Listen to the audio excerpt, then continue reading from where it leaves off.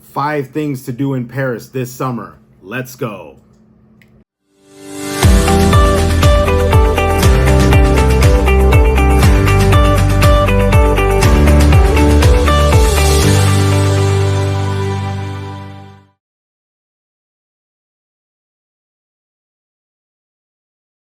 Hey everyone, welcome back to K&J Travels with Juan Verde, and I am going to give you my top things that you can do in Paris this summer. If you're planning to go to Paris this summer or any other summer, these are the top 5 things that I would recommend that you guys do. But before we get started, please like and subscribe to the video, support our video as we want to be able to continue to make more content for you. We actually got some more content down the line, so hopefully you'll support us, like and subscribe. So let's get to our experience in Paris. I've been to Paris twice, once during the New Year's in the winter, which is very cold, and then once in the summer 2 years ago, and it gets very, very hot. I just got to let you know that the weather in Europe, especially in Paris, can get very, very hot. So I just want to let you know to prepare accordingly for that. And my experience going to Paris for the first time was proposing to my then girlfriend, now my wife. And that was in front of the Eiffel Tower. That was a very nerve-wracking experience, but I'm glad I went through it, and it was totally worth it. Which brings me to my first thing that I'd recommend you should do in Paris this summer is to visit the Eiffel Tower.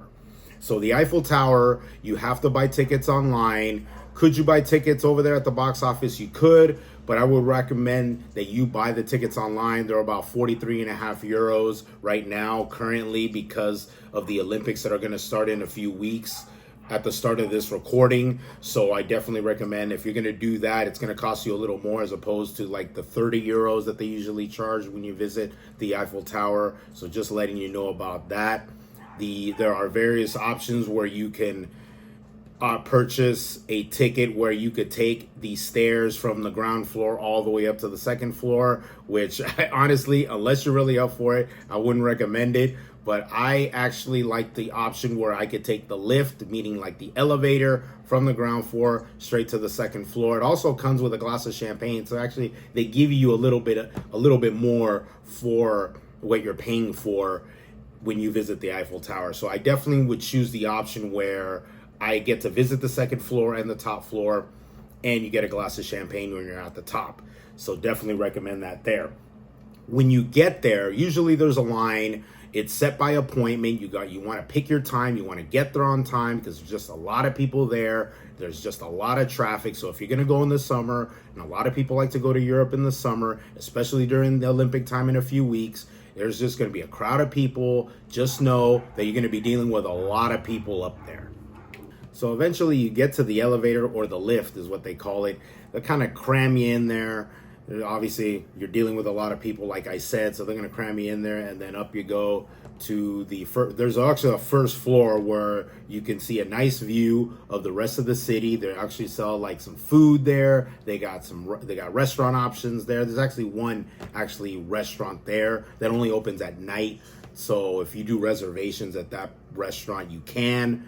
But just know that the first floor, they have food options there, and then when you get to the second floor, there's like a bar.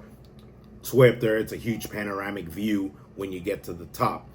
So if you choose to go during the day, it's nice during the day, or at night. I've done it where in the winter I've gone at night, but particular for this part in the summer, I've gone during the day.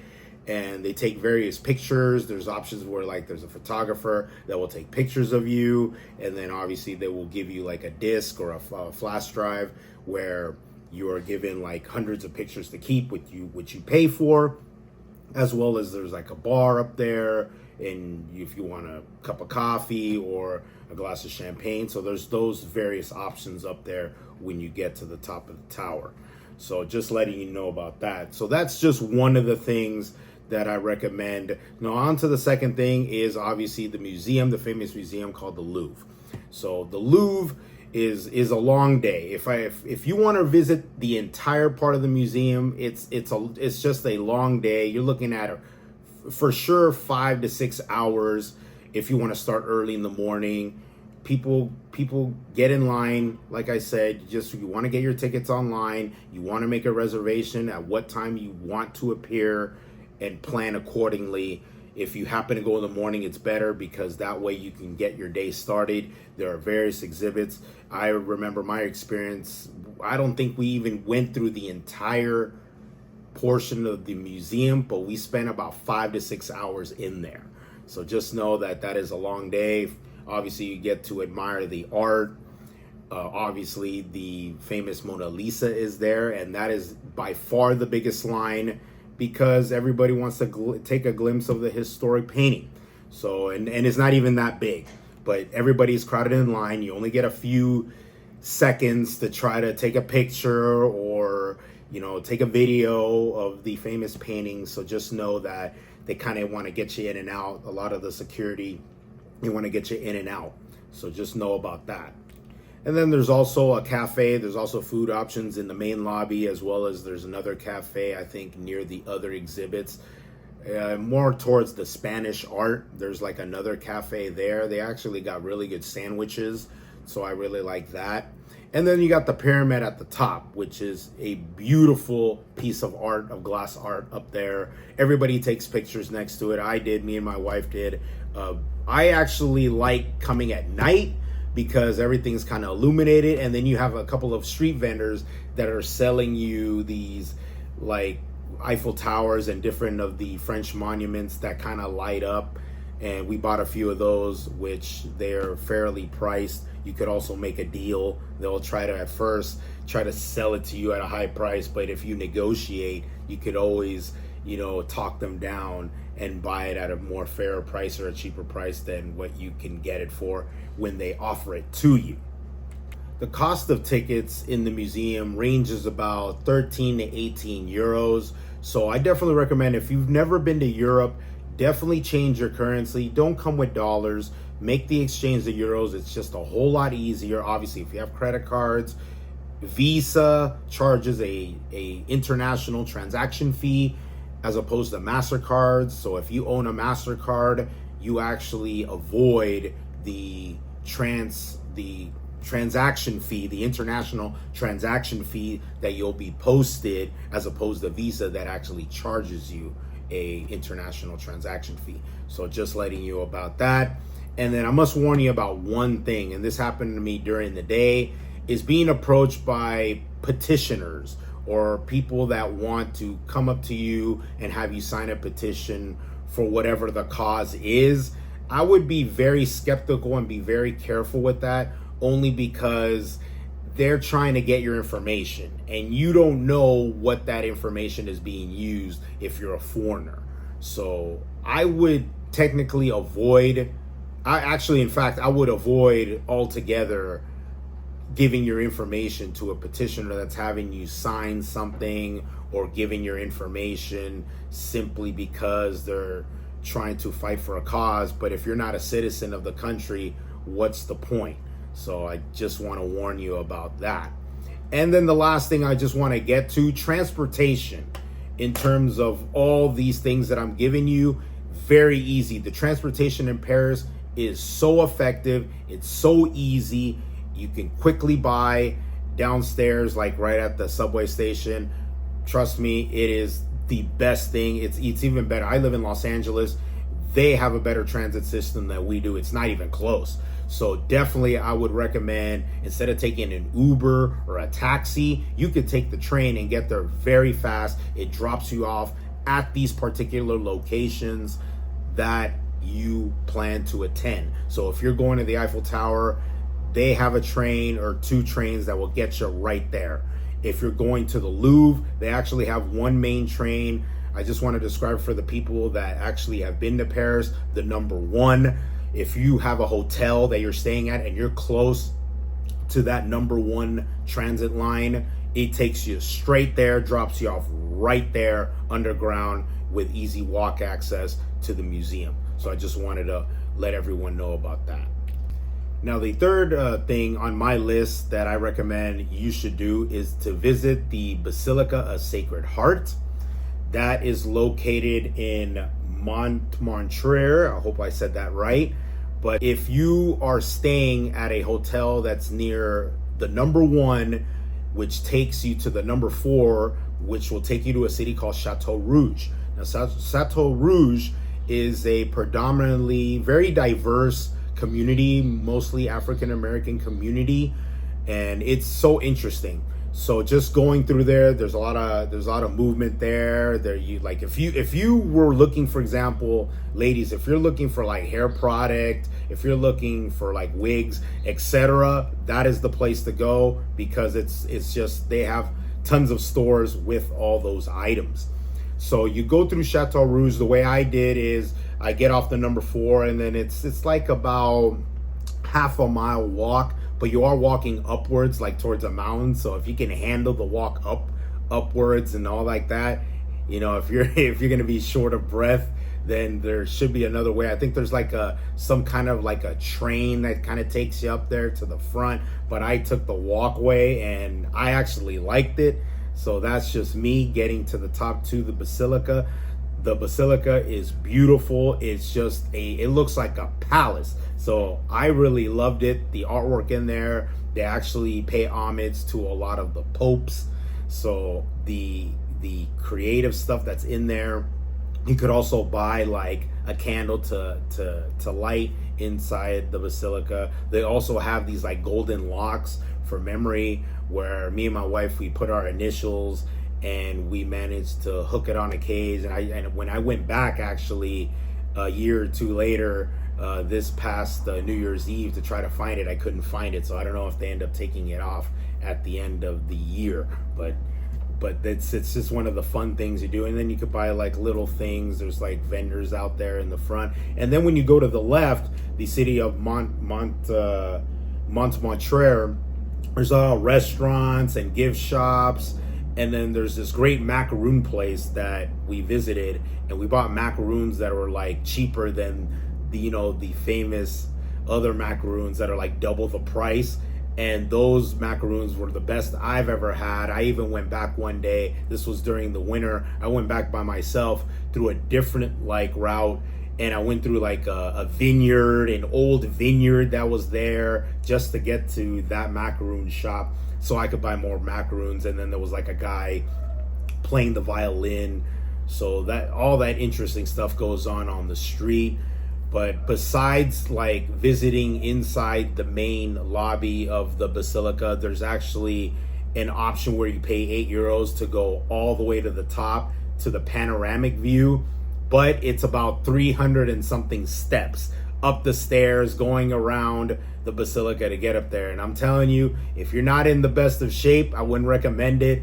Me and my wife tried it. My wife barely got up there.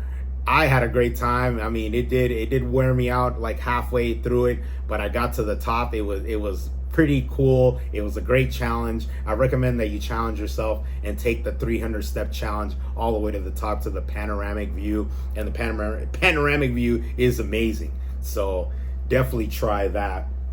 So then brings me also to my 4th thing that I like to do, and that's to visit a restaurant called, sorry if I botched the name. It's called the Relais de L Entrecote. It's a steak frites place that is located near the Saint Germain area. There's actually 2 locations. There's actually one by near the Eiffel Tower, but the one that we like to go to, we love that place. So here's the deal. They open from 11 to 2:30, and then they reopen from 5:30 to 10. And it's a very popular place. They only serve steak and fries. So I just want to let you know that the way this works is you're going to be waiting in a long line. During the summer, they actually have patio seating, so they actually have more seating, so the line is actually faster. So the very first time we actually got in line, and it was a packed line, like almost to like the end of the street. There are other people that specifically told me, you don't want to get out of this line, you'll be in soon. And within like 30 minutes we were in. In contrast, in the winter where there isn't patio seating and it's cold, you're waiting an hour and a half, sometimes even longer. So that's why I would definitely recommend, if you're gonna visit this place, you want to get there when it opens or right before kind of it opens, so that way you're part of the first seating. Because if you come like around 8 o'clock, depending on how fast things are going, you may not be seated within 30 minutes. It might take you an hour and a half. So I just want to let you know about that. So the way it works, you guys are standing in line. Eventually, once a table is available, you're seated. Everyone's given a first course, which is a salad with a Dijon vinaigrette. Everybody gets the same salad. There are no choices there. And then you have a choice of how you want the temperature of steak, either medium well or medium rare. So you pick one of those two choices, and it's normally enough steak for like 2 people. So if you're with somebody else or a family for you, normally it would be 1 big steak for 2 people. So then you'll get a first round of center cut of steak and fries. Then you get it in a small plate, and then after that, they come back later and give you the second round with the end cuts, for example, with fries. And then that is your entree there after you have your salad. And then you're given a picture of the desserts where you pick your dessert. There's different ones, but I like the profiteroles. If for anybody that's a fan of ice cream and chocolate and all this other stuff, profiteroles are the way to go. You get like different other choices like a creme brulee, for example, or like a tower that it's also a profiterole, but it's like a long tower. Trust me, it's totally worth it. The price is very, very good at between 30 to 32 euros for the entire dinner. Wine is actually cheap there. That's one of the good things about going to Paris. The wine is very cheap. You can get a bottle of wine, a nice bottle of wine for like 30 bucks. So if you have your dinner for 30 bucks, bottle of wine for 2 people for another $30, you're actually around close to the $100, like with tip and everything, you're close to the $100 range, as opposed to here, if you were having dinner in Los Angeles, it would cost you twice the price at least. So I definitely recommend that you show up to this particular restaurant. It is a steak frites place. It is my favorite when we go there. So hopefully we can be back and actually enjoy it again. And then the last thing on my top 5 list that you should recommend, if you guys like going shopping, one of the famous malls to go to is the Galeries Lafayette. So that is located more towards the area where it's closer to the Eiffel Tower. You actually could take the train there. We've also taken an Uber, but the building itself is beautiful. It's like a beautiful old school, everything's very like nostalgic. And if you look up, just the roof is beautiful. One end, like one part of the mall is all women and the other side of the mall is all men shopping.